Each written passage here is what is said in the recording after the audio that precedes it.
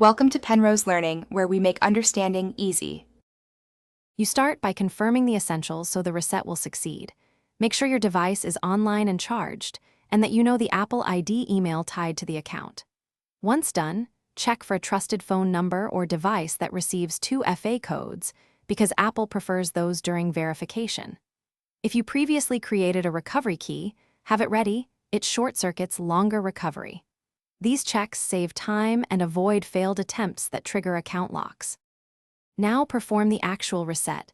Go to Settings, your name, password, and security on an Apple device, or open iForget. Apple, on any browser and enter your Apple ID. Next, respond to two-factor prompts on a trusted device or request a verification code sent to a trusted number. This proves it's you. If 2FA isn't available, choose Account Recovery and provide the recovery key or alternate contact. Follow the on-screen steps carefully so Apple confirms identity before allowing a password change. Finish by choosing a new, strong password and update it in iCloud keychain or your password manager. Use a long, unique phrase to reduce risk. Once changed, sign back into all devices and third-party apps that use your Apple ID to restore full functionality. Make sure backups and Find My are active.